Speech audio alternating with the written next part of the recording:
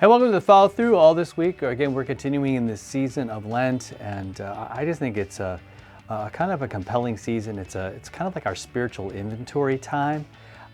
Think of it that way, man. I got to look at what's going on in my heart. Sometimes it's just good to pause. We do this in all different areas of our life. We go to the doctor and we get a checkup.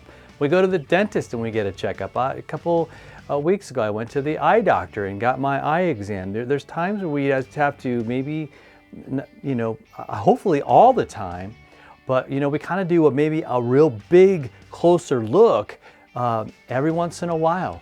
And I think we scheduled this in the church, and it's, I think it could be really helpful. But we have to see, okay, where am I heading with this? What do I want to see happen?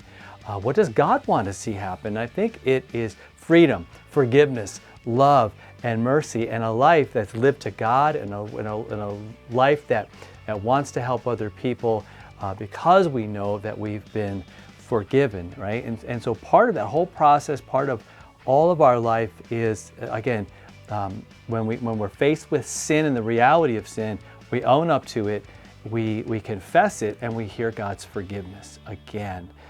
And again, it begins with having kind of a certain kind of attitude. Psalm 139, again, written by David, a man who knew what it meant to really sin. He committed adultery, murder, a whole bunch of things, tried to cover it up, all kinds of bad things. And so when he speaks about conviction, and when he says these words, I want you to just keep that in mind.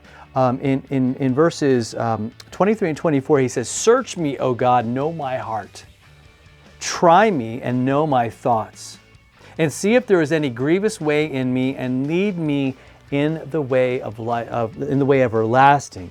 So he's saying, Lord, I don't want to sin. I don't want evil to reign. I don't want these attitudes to be in my heart and in my soul.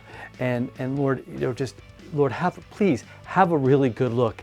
And that's difficult, isn't it? Like I referenced going to the doctor, and a lot of times it's not going to help if you're not honest, right? So again, every exam begins with, how's it going? How are you? Anything going on? And it's super tempting, isn't it, to go, well, no, everything's fine, even though, right, your toe hurts and your elbow hurts and you got this weird rash and you got this thing happening right in your knee, and your knee clicks when you walk, and your hip feels like it's going to fall out of joint, and you've been breathing weird, and there's been all these things that have been happening, but you're okay. No, we need to go into that exam and our spiritual inventory.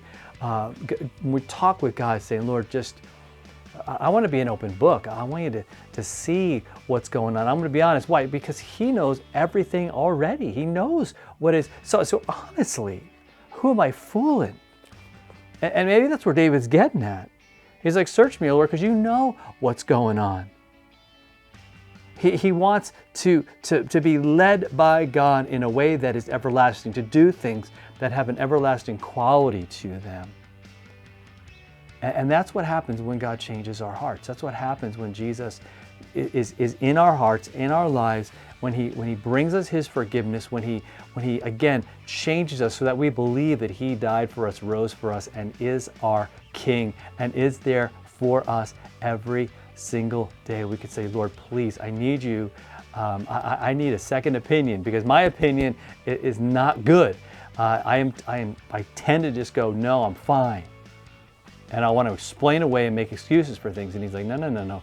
Let's deal with these things, because He's got the cure. It's Him. It's Jesus. It's forgiveness. It's the blood of the Lamb of God who takes away the sins of the world. That's what I need, not a cover-up, not an explanation, not an excuse, not a rationalization. Whoa, I can't even talk. No, I need grace. I need mercy. I need His love. I need Him to save me and to lead me. So let this be your prayer as well. Lord, just search me, look in my heart. You know what's there, and lead me and guide me.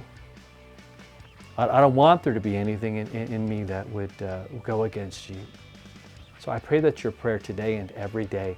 And if this helps you, please hit that subscribe button, share this with somebody, and we'll be back tomorrow for another follow through. We're going to be looking at the same issues of sin and grace, and how God gives us the victory in Jesus. All right, talk to you then.